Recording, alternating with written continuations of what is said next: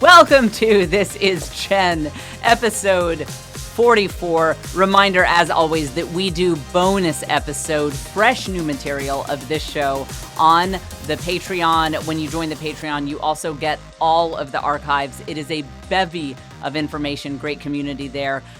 Patreon.com/thisisjen. Had to think about that URL for a minute.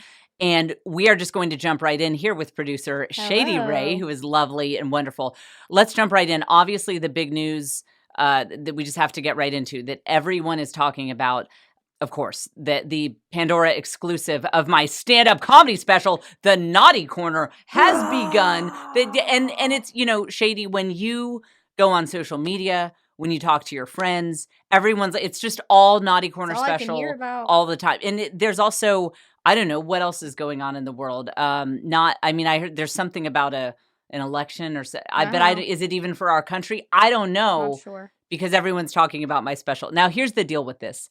It is a little bit tricky for me to promote this because the release date of the special is not until November 17th. So save some energy for me. Save some energy for just dancing on tables, pouring champagne, the big special when you can actually watch the video, which is beautiful and amazing, right? Oh, yeah. That comes out on November 17th.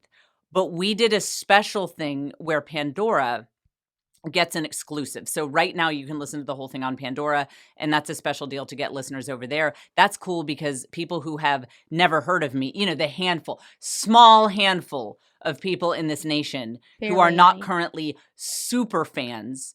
And that's why, sometimes at my YouTube numbers, do I have 1 million followers yet? No, it's not because no one's ever heard of me and nobody cares. It's because, you know what it is?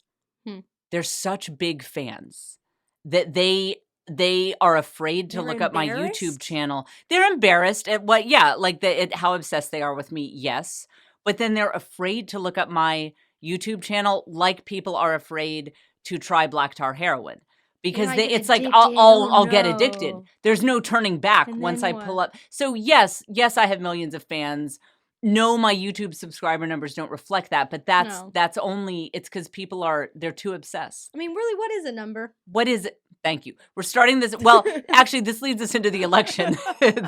What is counting? Okay, final thing.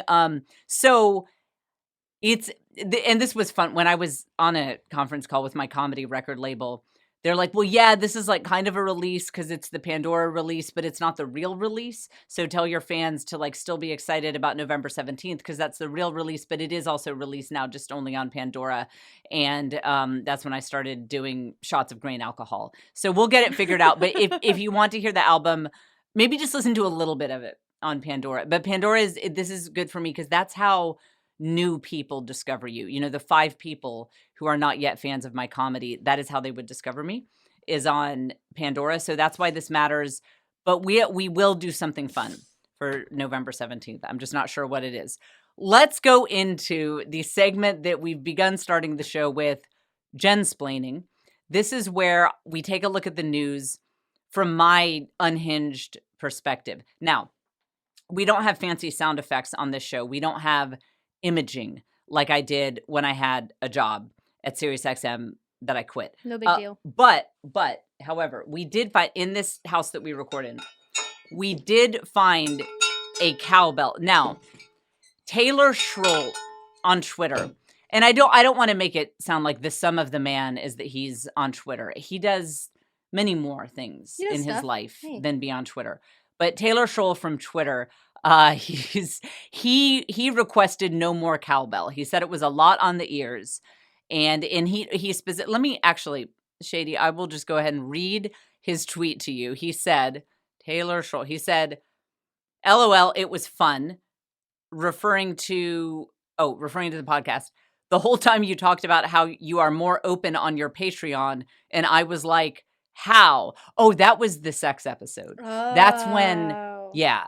I see how he could wonder, how could you be more open. He's or a little talk. nervous now. I see. And Taylor Schroll is not a member of my Patreon. So let's, again, people are afraid to get in on what I'm doing. That had Patreon episode written all over it. Did it though, Taylor? Did it? Do people want to pay to hear me talk about someone self-pleasuring on a Zoom call? Well, maybe they do. Well, okay, Maybe Taylor, what you're my he's new saying business is manager. we totally missed it there. Right. That's okay. That's Patreon is all people pleasuring themselves on Zoom calls all the time. That's the new content. But so he ends by saying, "But please, for the love of all that is good, no more cowbell." Because that's how we've been introducing the Jensplaining segment. Now, I think when he said no more cowbell, he meant more, right? He meant more, right? It's a typo. Darn the autocorrect, you know? So I think he meant more. I have 2 cowbells. Welcome to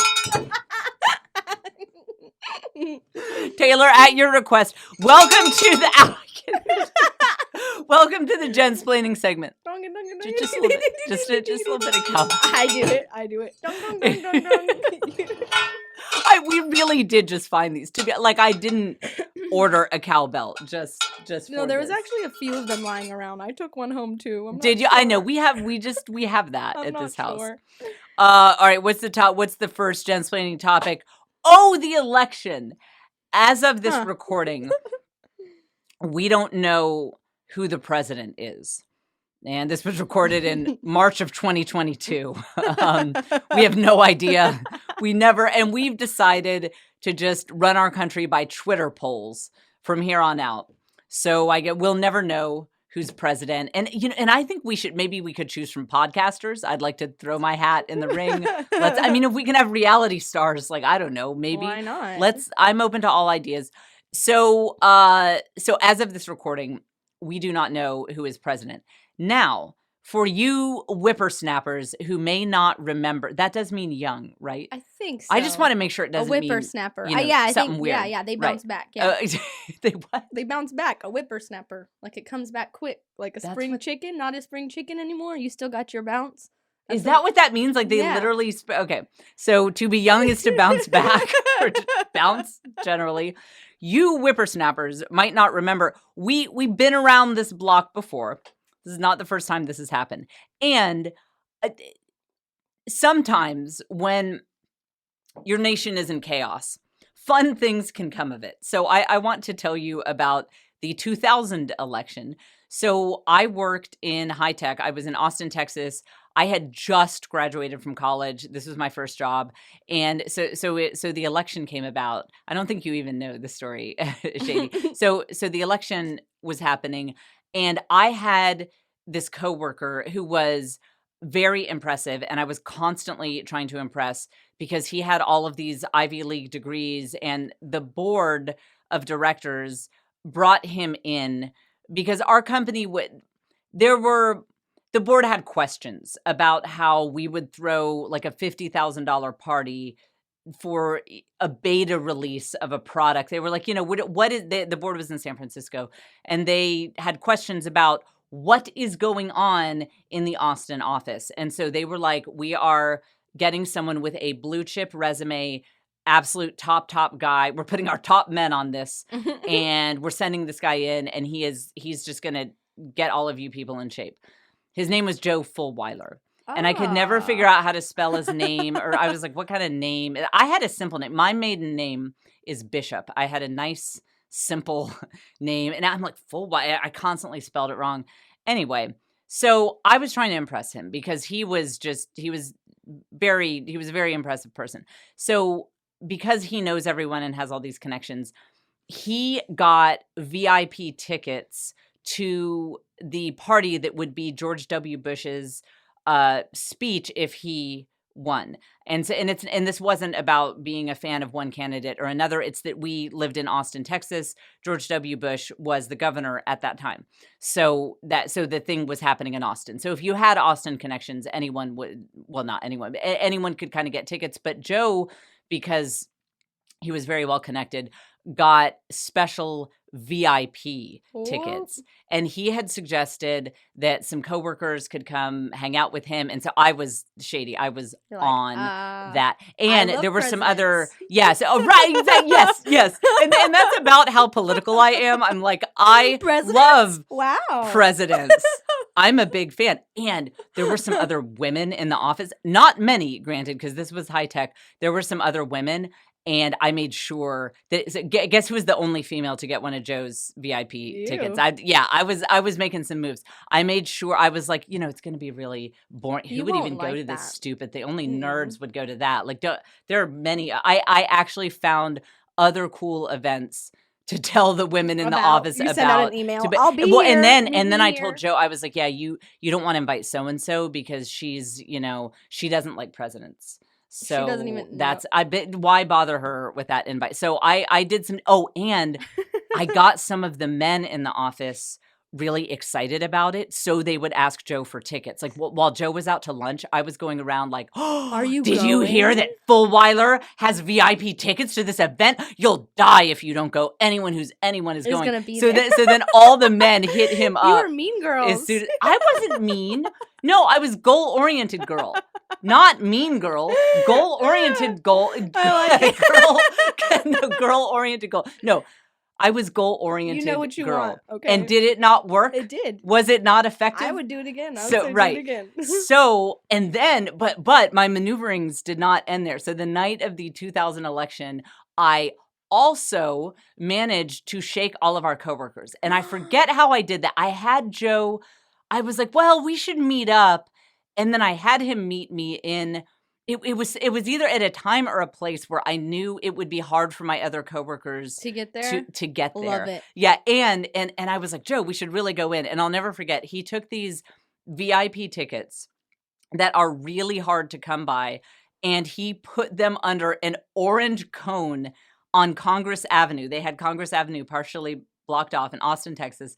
He takes this stack of expensive VIP tickets and he's like, yeah, we can just put them under this cone. They'll figure it out. So he just called them. This is a little before texting. He just called them and was like, yeah, just look, it's like the fourth cone on Congress Avenue. I don't know. You'll find the tickets. So this was really the first time Joe and I had hung out. I didn't know him that well at this point. So here is how, that was one of the ways I started to think that he might be interested, because I was like, these VIP tickets are pretty nice. And he's just going to leave And he put them under an orange cone in the street. And it occurs to me as I'm saying this, I don't know if he wants me to tell the story, but here we go. You know what? Hopefully the person who gave him the VIP tickets, that's who we are hoping does not watch this podcast. Because everyone in the world does, but like we hope he's the one guy one person who doesn't hear this. Okay, so he put the tickets under there. So Joe and I are going in, and there's a special entrance for the VIPs. There's a special, like, only the VIPs enter here. And so the thing with the VIP tickets is that you would be right up front where the presidential speech would take place. So there was a special area. I mean, you could touch the stage, and they had security and everything, so it was a really big deal.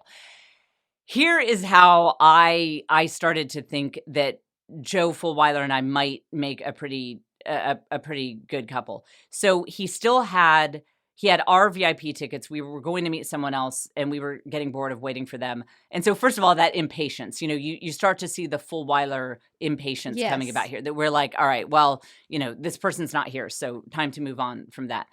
And so we had 3 extra tickets, and we were standing there before we went in because there was no exit and re-entry. So we were thinking, we're not going to wait anymore.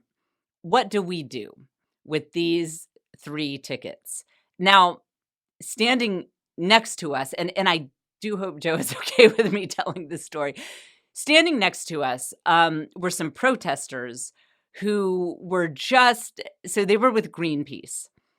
And people have a lot of stereotypes about people who would protest with Greenpeace. They were all true on this night. These just unkempt looking, filthy kind of guys, like they looked unkempt. They looked like they're pro environment, and I think they'd spent a lot of time in the natural environment, like just not. These guys were not looking good, and they were very loud. Their level of cleanliness was inversely proportional to their level of loudness. And they were very angry at just the machine and Bush and the Republican system, and they had bullhorns. And so they're just shouting these invectives and being wild and shady. Guess how many of these Greenpeace gentlemen there were? 3. Oh, and Joe had 3 extra VIP tickets. He's like, have at it. And so Joe and I looked at each other, and we were like, and we didn't even have to speak. And again, I didn't know him that well. He was just a coworker, and he was like a senior coworker at that. Like we did not hang out a lot. And we just looked at each other like, yes, it's clear what one needs to do with these tickets. So sure enough, he walks over to them and is like, hey man, you want some VIP tickets? And like, yeah, oh bro, yeah. So they take the tickets, and then they were trying to get in, but the security guards were not open-minded. The security guards were not fans of free speech. So they tried to say that they couldn't take their bullhorns in. But Joe is an attorney. And so he was like, actually, so the law says, blah, blah, blah. So then he got into it with the security people. And it's not like he's a huge fan of Greenpeace. He was helping him out. We're just fans of mixing it up. That's what the Fulweilers are always going to advocate for, just making it interesting. Let's just not be boring. I love it. That's always been us. That's all from the beginning. That's been our ethic. So he gets them in, and these guys array themselves. And sometimes I think that God stopped the election from having results that night in 2000 because we got the Greenpeace protesters in. Because if Bush had gone up there to give that speech, he would have had these 3 guys shouting them down. I mean, this would have made history probably. Yeah. Bush Seriously. Is like, these, well, I'd like to Joe's thank like, and they're like, oh, blah, blah, blah. And I mean, they've been swearing, like using profanity. It was crazy. So the Fulweilers were almost added a little ridiculous footnote to history there on the 2000 election. But now here's my point about this election. So again, I didn't have a lot of opportunities to hang out with Joe. To give you an idea of the 2 different worlds we came from, I think I've told this story before, but it bears repeating because it's quite instructive about our different social spheres that we inhabited. That one time he asked me, and we were talking about our friend groups or like what people had done this weekend. And he was saying, I forget exactly what it was, but I think it was a group of people he knew from Yale had gotten together. And what was it? It was something about, they were talking about the stock market or something about where investments are going to go vis-a-vis the changing landscape in American culture. And then he turned to me and said, so what did you do this weekend? And a friend of a friend, I was hanging out with this group of friends, and a friend of a friend collapsed his lung from a bong hit. Oh, yeah. So different spheres that Joe and I were in. So we were standing there. It was about 42 degrees. It was raining. And we're waiting for Bush to come up and either give a concession speech or a victory speech. And we're just standing there in the rain. Even the Greenpeace protesters were like, this sucks. Like, this is, this is horrible. Not ideal. They're like, now we're getting wet and we can't afford umbrellas because we're Greenpeace guys. So, but they were very, they kept giving us the thumbs up. They were gearing up. They were getting excited. And I'm desperately thinking, how do I spend more time with Joe, because I need to show him I'm really cool. I'm somebody who he should be hanging out with a lot. And so I'm thinking like, okay, because this is over. As soon as we know who won this election, it's like, this is my last chance. And I'm going to go off to my life. He's going to go off to his life. And I'm frantically thinking, how can I extend this evening? And then fate took care of it all for me. It was so cold. We ended up going back to his very nice car and sitting in it to just wait out the election results. And I remember we had the radio on and we're just sitting in the car. We had the heat running, and that felt very cool because I didn't drive over there with them, and I was like, I'm in Joe Fulweilers' car. This is amazing. And I just thought it was so fantastic that we didn't have results. And then 11 p.m. passed Central Time. midnight passed. You're like, 1 a.m. never passed. stop counting. Yeah, and I'm like, no, let's not end this election. And we ended up sitting in Taco Cabana, and the wait times there, it was like another hour, to get your food. And we ended up getting to know each other and just hanging out. And we didn't start dating for a while after that. But I have always thought that it was because the 2000 election got delayed that gave me that extra time to hang out with Joe. And I've always been convinced that it was because of that election delay that we are a couple. And, we have 6 kids now. So our kids exist, this whole crazy family thing we have going on. When I say family thing, that's not a weird way to refer to my kids. I mean, the full Weiler. Shady knows our family is kind of a machine. We are an enterprise. We do crazy things together. And I really believe that there is a real chance that none of this would exist if there had been a swift decision to the 2000 election. The moral of the story is, when you are living in a time of chaos, as we all are, really kind of peak chaos right now, pandemic, election that we can't figure out who won, never is it more important to remember the platitude that it is kind of a platitude, but it has truth to it. God is in charge, and you can't see the big picture. There, probably right now, there is some chick who is trying to be the girlfriend of a good-looking and impressive guy she works with, and would be inappropriate for her to date because they are coworkers. Maybe she is getting the hook up because of this delay. Look, we don't know the big picture. And one of the things about modern media, especially social media culture, is it tempts us to feel like we have all the information. Like, well, I've read the numbers. I know what so-and-so's economic policy is. And for absolutely sure, we need this guy to win at this time. You don't know.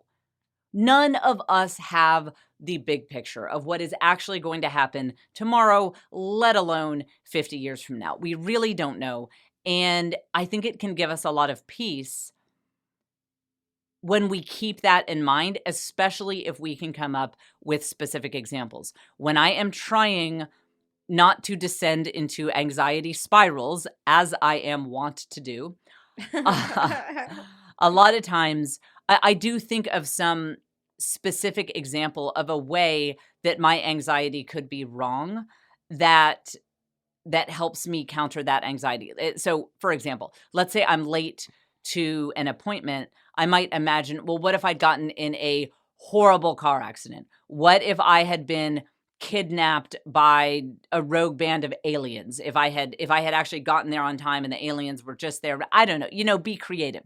But when you tell yourself stories, specific stories that you can visualize and wrap your mind around about why this thing that you're worried about coming to pass might actually have a positive side to it. There might be a bright side to that. I have found that it actually does a lot for my anxiety. So if you feel stressed about the election, if you feel worried about that, then try to do one of those thought exercises and use my example of, I think my 6 children, my amazing family, all the stuff Joe and I do, it probably would not exist if we had had a swift decision to the 2000 election.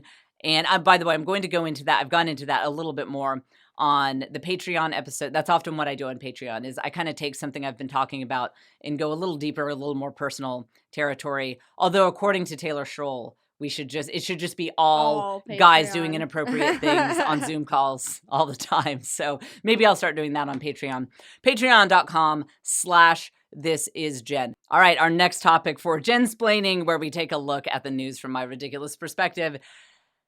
Did you hear that the Girl Scouts congratulated Amy Coney Barrett in a tweet, and then they deleted it? They took it down and they apologized for tweeting it. Did you hear that? No. Okay, so reading here from USA Today.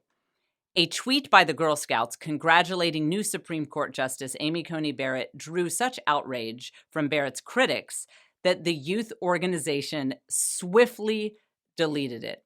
The original tweet posted Wednesday evening said, "Congratulations to Amy Coney Barrett on becoming the 5th woman appointed to the Supreme Court since its inception in 1789. That's so cool. That's such amazing. A girl power tweet. Yeah, like, Yeah. hey, girl power. And she's got a big family, like making it all work. The post featured an image of Barrett, who was confirmed Monday, and a bunch of others. So it has all these other people. The post was quickly attacked by critics, and they took it down. This is a good time to remind ourselves of the Girl Scout pledge. I was a Girl Scout, so let's see if I can remember it. It is, on my honor, I will try to surround myself only with people who think exactly like I do. I think that's, I'm pretty Sounds sure. about right. Yeah, I think, well, that's the new Girl Scout pledge. If it wasn't the original one, that's the new Girl Scout pledge. What's insane about this is that regardless of what you think about Amy Coney Barrett, she's exactly what the Girl Scouts are going for, in the sense that she's got all these different elements in her life. She's got the family element, she's got the career element, and she is in a traditionally male-dominated field where it is very difficult for women to get respect. If that is not worthy of a tweet from the Girl Scouts, if that is not worthy of them applauding her efforts, like what does a woman have to do to get credit from the Girl Scouts these days? And here's the thing. Here's the thing that bothers me more than that.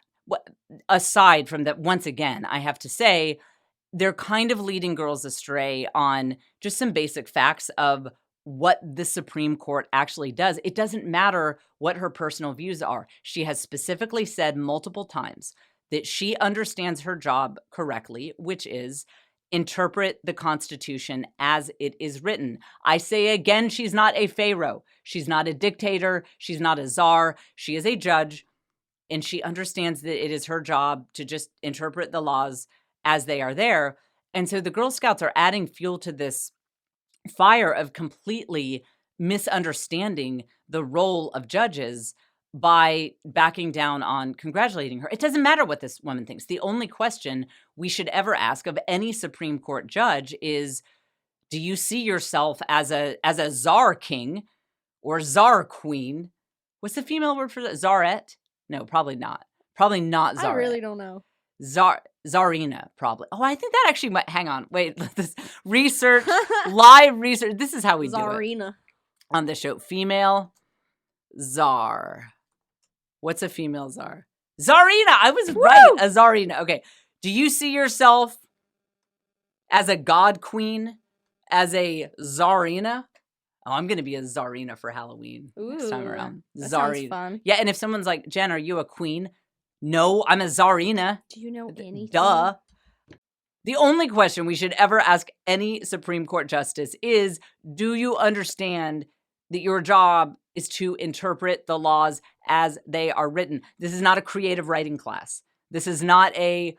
I think some people think of the Supreme Court as Constitution fanfic.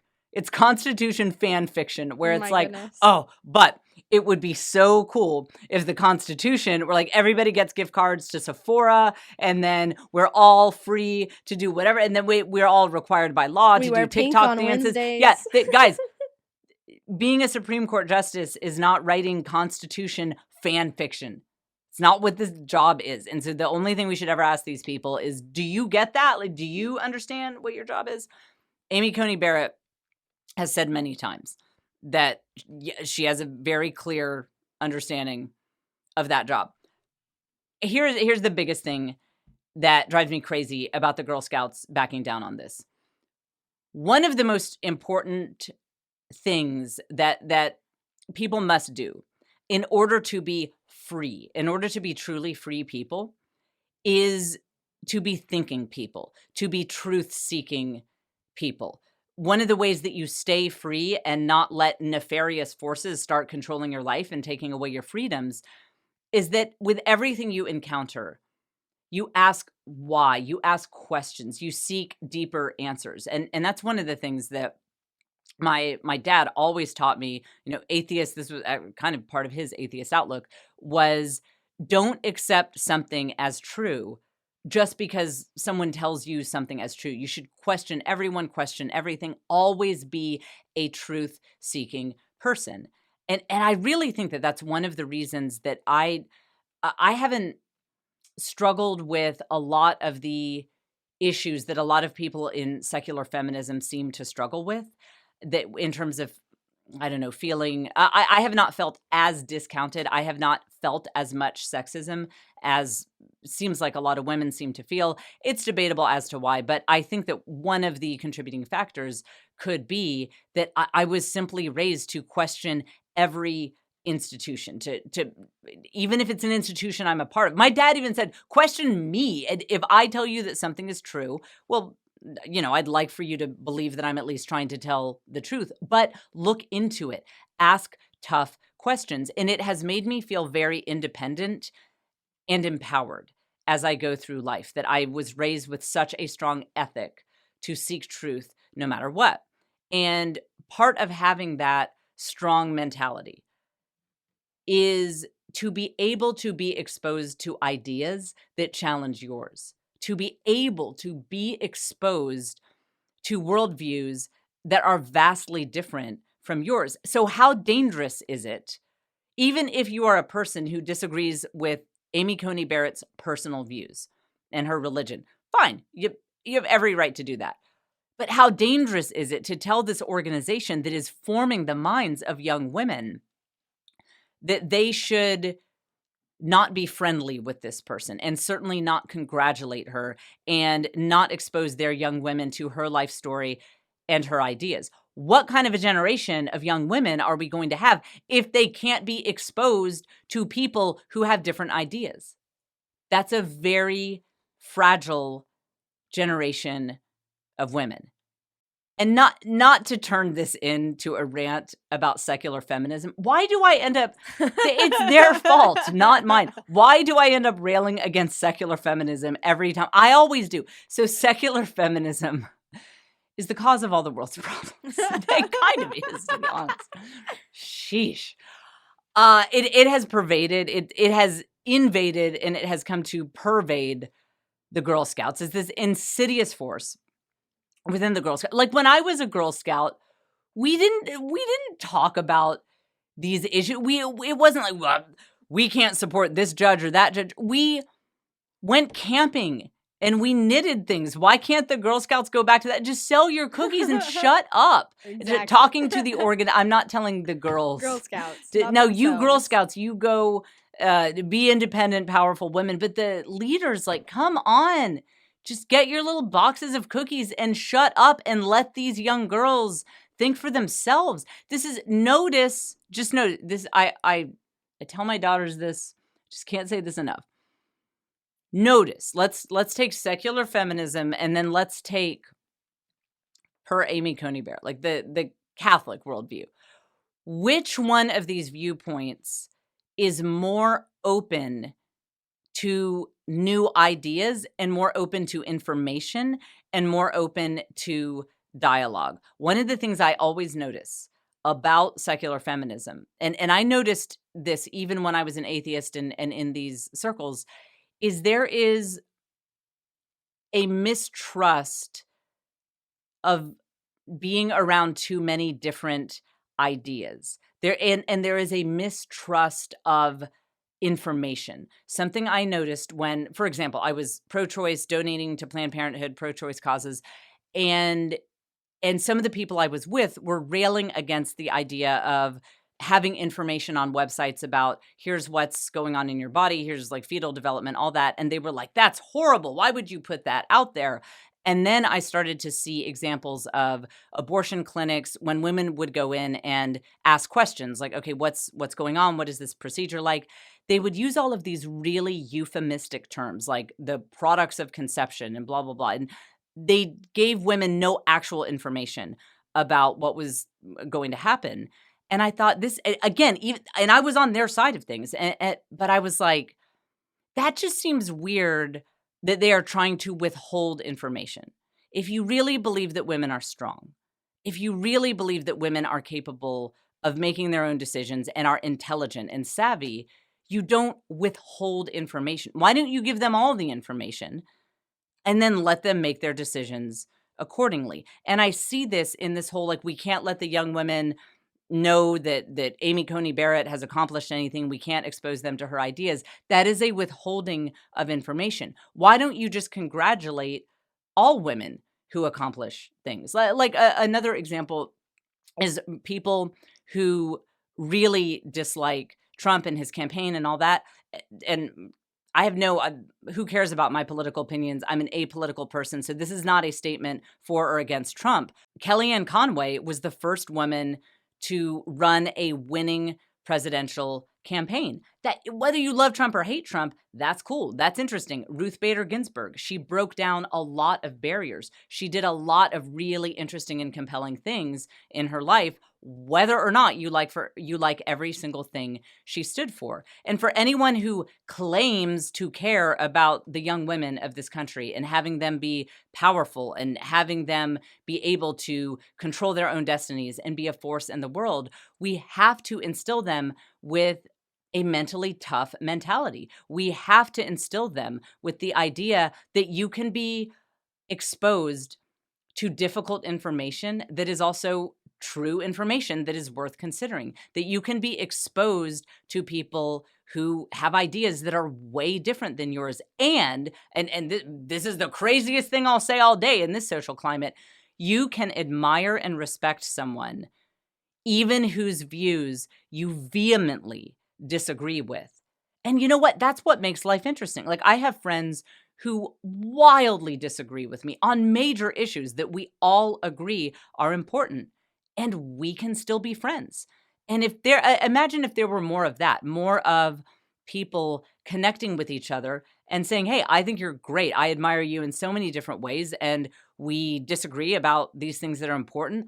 Let's have a glass of wine and talk about it sometime. I think that might move our country toward a lot more peace than the current climate in which we all have to reject people whose views don't line up with ours perfectly. And it's worth saying the Girl Scouts aren't the only ones doing this. This happens all over the place. But the reason I care about it even more when the Girl Scouts do it is if you care about having a generation of strong women, then let's teach them to actually be strong.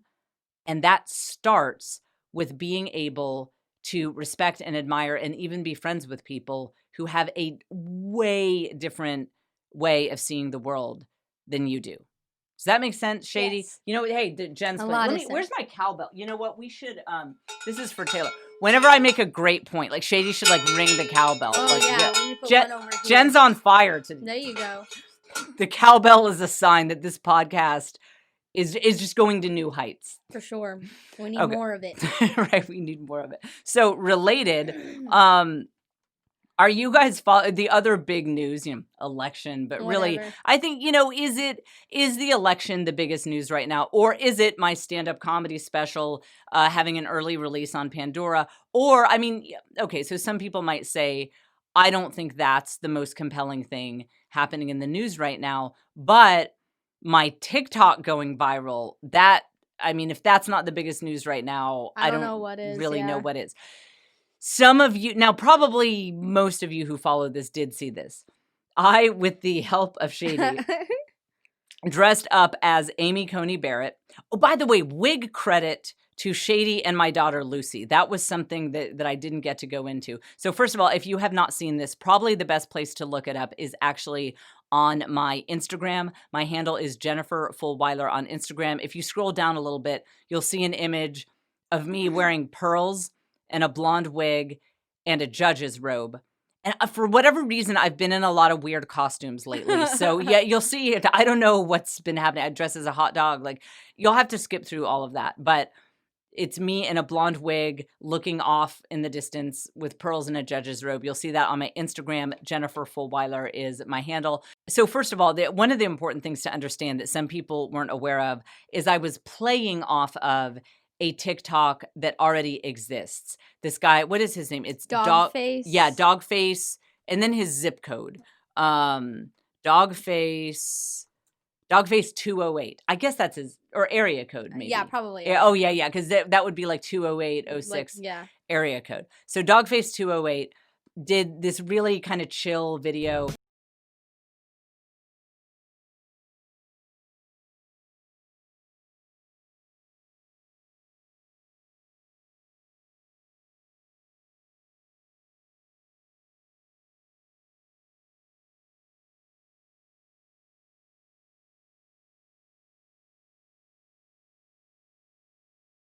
He still had to get to work. He was late, and that's how he handled it. And I didn't know that. So that's why it went viral. People are like, everyone needs to be more like this guy because he's just so chill. Like, you wouldn't even know he was late for work. He probably still had a great day.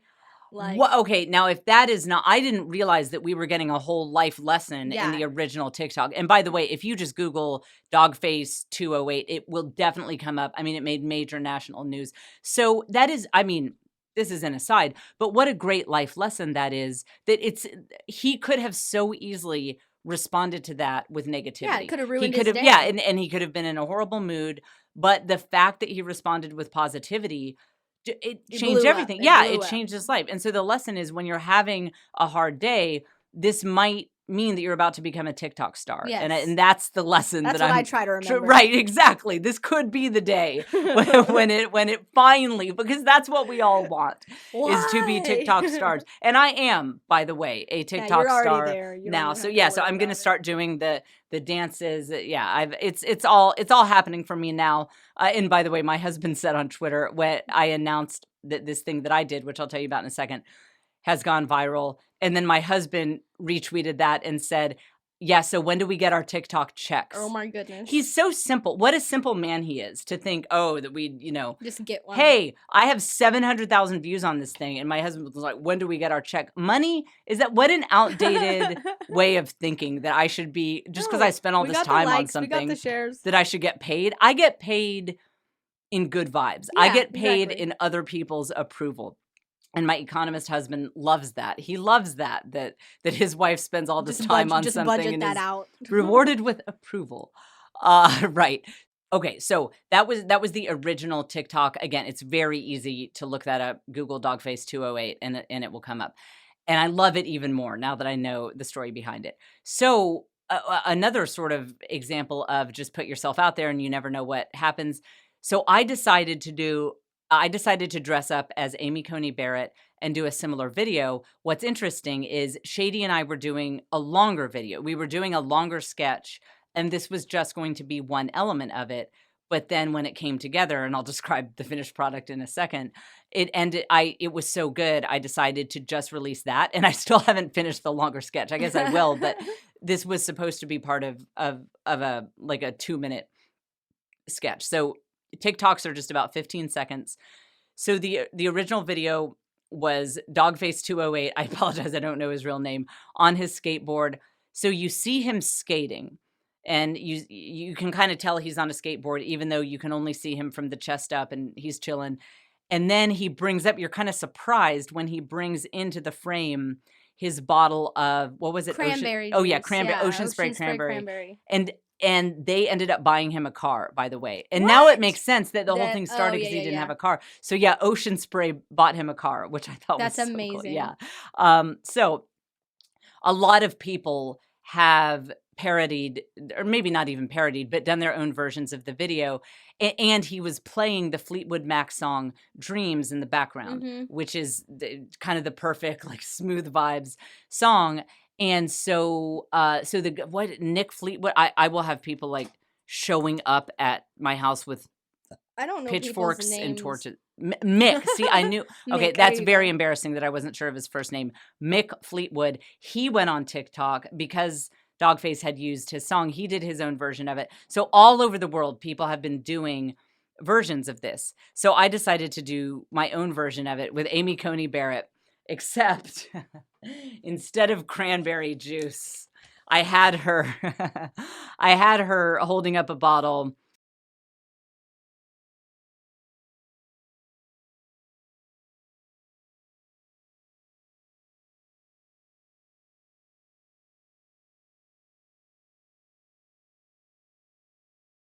Twitter, who I saw criticizing her body, making very demeaning. I'm not even. What's happening? You know the filthy stuff I say on this podcast. I will not even repeat some of the things I saw blue check accounts on Twitter, verified accounts. So I don't mean troll Russian bot randos. I mean verified accounts saying about her anatomy because she has had a lot of kids. I mean, these people, and then some of them accused her of not loving her adopted children. Like, so, because they're readers of souls now, so they can see into this woman's heart. And speaking of feminism and being pro-woman, I can't think of something more anti-woman than, because they wouldn't do that to a man, would they? No, Would they they? would Can you not. imagine? Just everyone thought exercise here. Imagine that a man were going to be, I know, so in some sort of high position, and people didn't like his politics, even though his politics actually have no bearing on this job that he's doing. They wouldn't accuse him of not loving his children. Like, that has nothing to do with anything. You have a dad You bod. don't even know this guy. Yeah, like, they don't do that. No, they don't. Yeah, or talk about his... I'm not going to turn this into another podcast that everyone has to set their phone on fire because Jen's being ridiculous again. But yeah, they wouldn't talk about like a very specific part of his anatomy and what it might look like. They wouldn't do that. Nobody does that to men. They only do it to women. And that's why I was so livid to see everyone coming after her this way. And if people want to debate her religion, her politics, if they even want to call into question, would she truly be an impartial judge? Great. Ask her questions all day long. That's so important. That's part of having a healthy judicial process. Great. But insulting her as a mother, and people do that because they know that's where a woman's heart is, insulting your kids and your relationship. Everyone knows that that's off limits. That's a low blow. And all of these 100,000 follower blue check official accounts were doing it anyway. And I was about to lose my mind. And so that is what was behind me holding up the haters' tears. Those are the haters I was thinking of. Some people on TikTok, they thought it was a MAGA. They thought it was a pro-Trump, like with the election thing. That for me, that was not about either political candidate. For me, that was a middle finger to all of these people who were so disrespectful to her as a woman. And you know what? I need to I would keep this on my desk except for the fact that clear bottles mess up the green screen. Oh my goodness. Here, wait, we'll try. All right, we'll see. We'll see in post if this gets messed up. This is what these were the haters' tears I was thinking of. When I say haters, I don't mean the people who said, I'm concerned that her personal biases might come into the judicial process. I'd like to know more about her understanding of the Constitution, her experience. To me, that is not being a hater. That is respecting the process and asking questions that need to be asked. But the people who wanted to go after her as a mother, question whether or not she loves her adopted children, and speculate about her anatomy because she's had a few kids, haters' tears. And I loved making a video drinking these people's tears now that she was confirmed. So across all platforms, it has passed 1 million views. So it's like a round of applause. That is just wild to me. Round of applause for us because that was I could not have done that without Shady. And since she appeared to be on a skateboard, I put this on Instagram too. I was actually sitting on the back of a pickup truck because some people actually thought that I could skateboard. They must be new followers if they thought I had that kind of coordination that I could actually be on a skateboard filming myself and drinking haters' tears. Yeah, no, I'm not that talented. But the best was the people who thought it was actually Amy Coney Barrett. That was, and Twitter was where I got that the most. People who thought it was actually Amy Coney Barrett. And they're like, well, I just think this is very unbecoming of a Supreme Court justice. They're just showing their hand. We know you don't know anything It's now. That's a good point. Yeah, that you're hating on her. Yeah. But you have no idea what is going on just in the world generally. And the wig was so bad. It was a $5 wig on Amazon. You have no idea what is going on in the world if you think that is actually Amy Coney Barrett. So I think that was my favorite part of the whole thing. All of these people getting mad at me and replying to me and saying, well, I don't know why you would promote this because this is really problematic to have a Supreme Court justice. You're problematic. Right. Yeah. You are the one who is problematic. And the final weird kind of footnote to this thing, Shady, is that a lot of people hadn't seen the original Dogface video. So they thought I just chose that song. And because Stevie Nicks had recently spoken out about abortion and she said Fleetwood Mac wouldn't exist if it weren't for that. And it was this whole controversial thing. So people thought that because Amy Barrett people are concerned about that issue with her, that I chose that song intentionally. They're connecting imaginary dots. And say the lyrics Do you remember what lyrics are in it? Because it's weird. It's here. Well, you'd think that I'd know them off the top of my head. I don't Hang know. on. Everybody hold. Please hold, podcast listeners. You'd think I would have had this prepared. Wait. I'm trying to think of a Oh, and now I'm on Dream from Imagine Dragons. Gross. Here we go. Fleetwood Mac. Here, okay.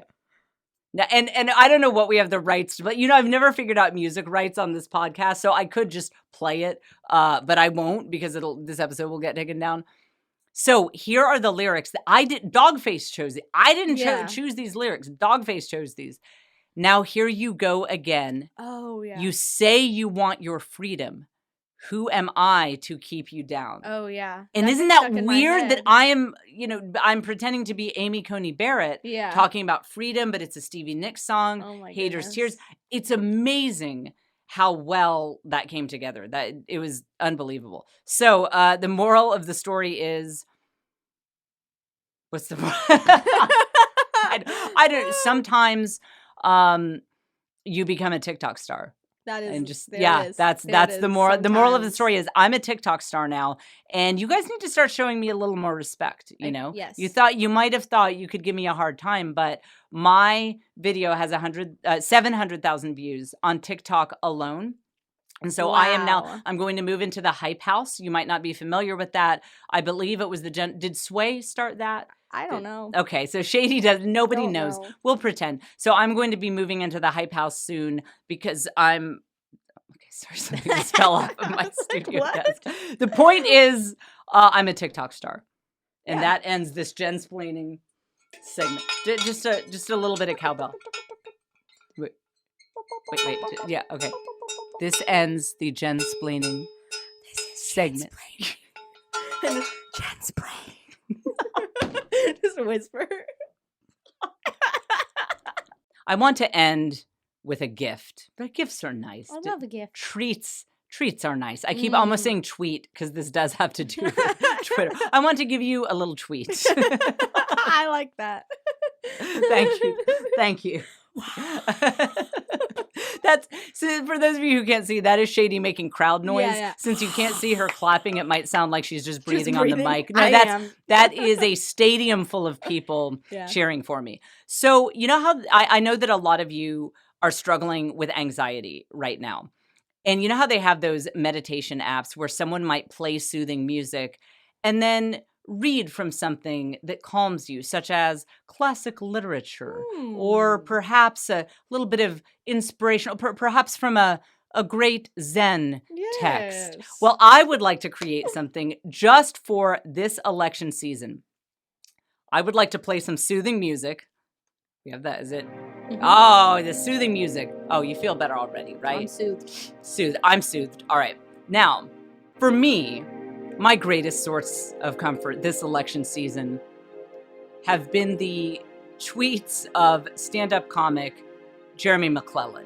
When times are hard, when I'm struggling, I turn to prayer and Jeremy McLellan's Twitter.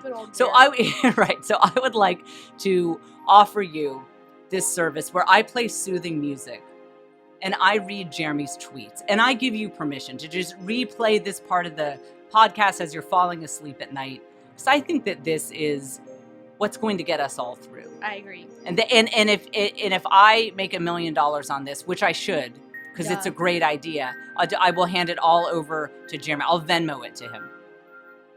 Okay, so here we go. Here we begin.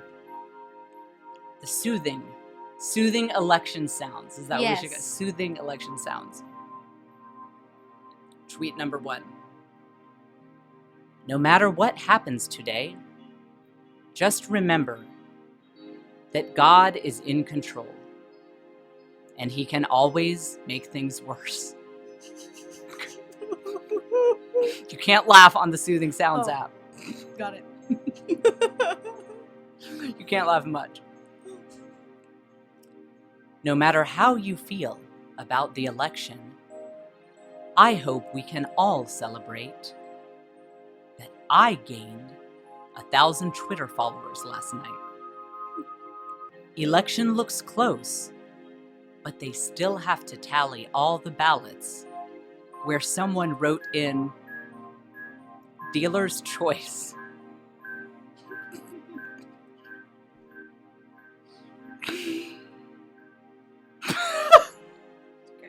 Cannot laugh on the meditation app.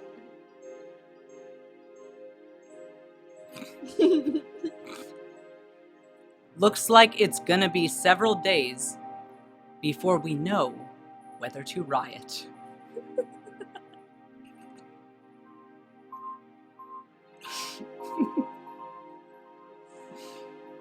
Laura Loomer protested outside of a Muslim event I performed at in Florida. All who rise against me shall fall. That's the spirit. Beautiful. Are you familiar with Nate Silver, the pollster? No. He's been doing a lot of polls that didn't work out so well. More like Nate Bronze.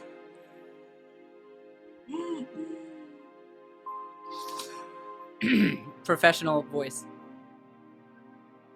Socially, the best thing you can do is vote for the major candidate who loses.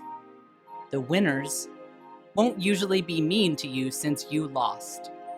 But if you vote for the winner, people will blame you for what happens the next 4 years. If you vote for a third party, the second place people will blame you for their loss.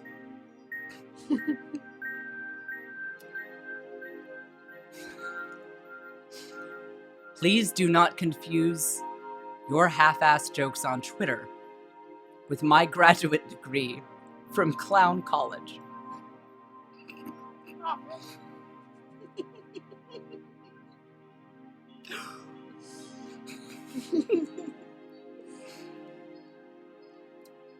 Sad to announce. Sad. I'm snorting over here. My $1 million app idea is falling apart.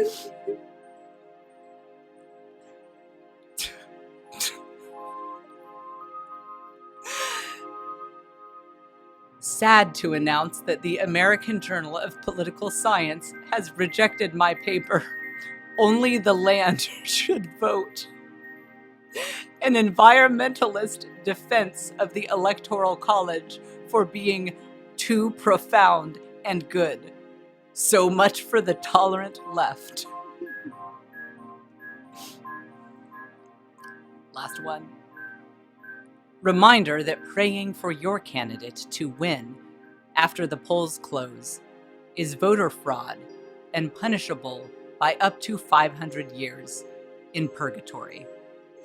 This is the app we need. Okay, so that's the last tweet. It just gives you a taste. It gives you a taste. I'll partner with Jeremy.